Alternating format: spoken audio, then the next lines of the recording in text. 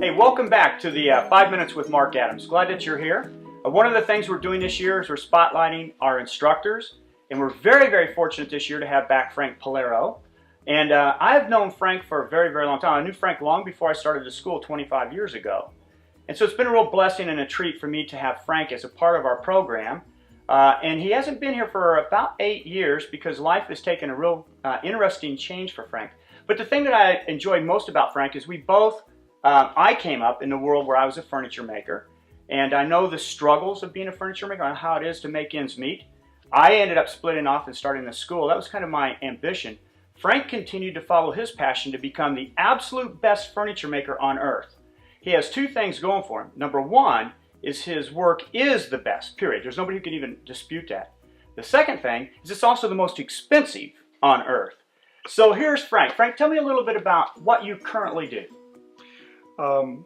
Well, my daily activities of running the company are, I kind of have three jobs. I look for clients, I look for employees, and I look for wood. Mm-hmm. These things keep me very busy. I especially like looking for wood.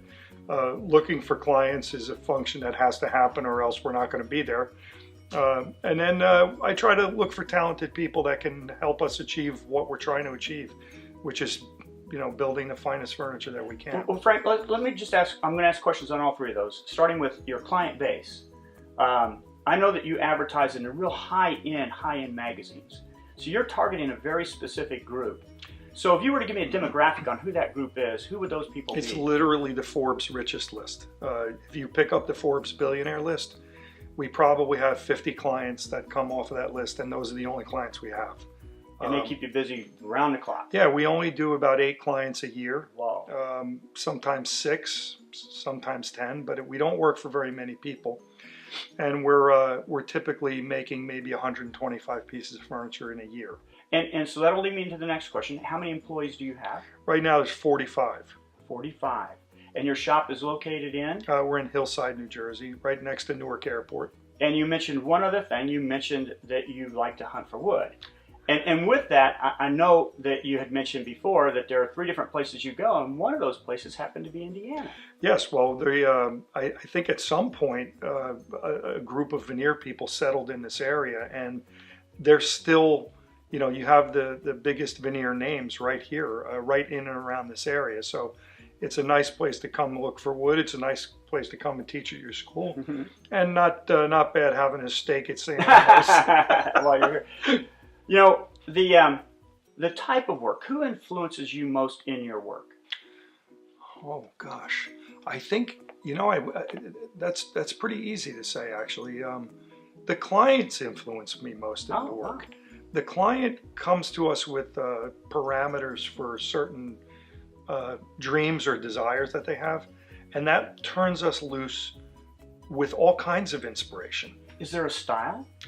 Typically today it's more of a modern, we've done all kinds of periods over the years, but it's typically a very current, modern style with a lot of use of other materials in addition to wood. Metal, glass, that kind of thing. And do you do all of that in-house? We're doing woodworking, metalworking, and upholstery in-house now, and the metalworking department has gotten quite advanced. We're capable of working with all kinds of metals: stainless steel, bronze, titanium, welding, polishing, machining, just about anything. Well, I know that you hire absolutely the best people that there are to do what you do. Now, I got to ask you this. I have a photo of you in the early days here. My son at the time was 4 years old, and he had a little workstation here in the shop. I have a photo of you sitting on the floor playing with him. And today, tell me about your family. I have a wife that I've been married to for, I don't know, maybe five years, and we have 2 children. Uh-huh. One is, my son is 3.5, little Frank. Little Frank. And my daughter Eleonora is 1.5. And the little boy has got a very curious mind when it comes to mechanical things. He would rather take things apart than play with a toy. Do you get him in the shop? Yes, I do. Frank Klaus took us to an auction last week, and we bought him an antique toolbox. Oh, cool. And it's taken me many years to get dining chairs, which are from IKEA, last week when we came home, I got up for a moment, and when I came back, he was sawing the leg off the dining chair. Yeah, he's going to be following your footsteps. Yes. So I got to ask you one more quick question.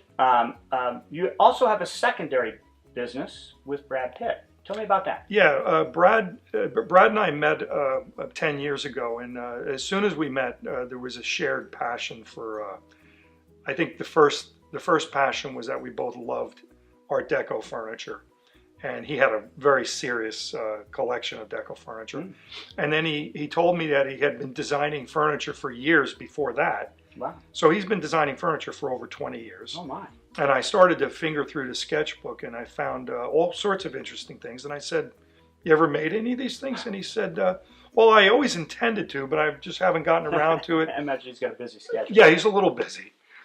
6 children. I said, "How about you let us make some of these, and we start to realize and materialize what's here."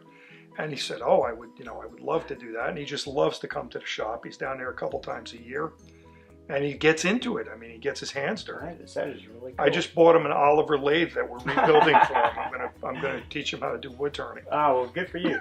One other piece.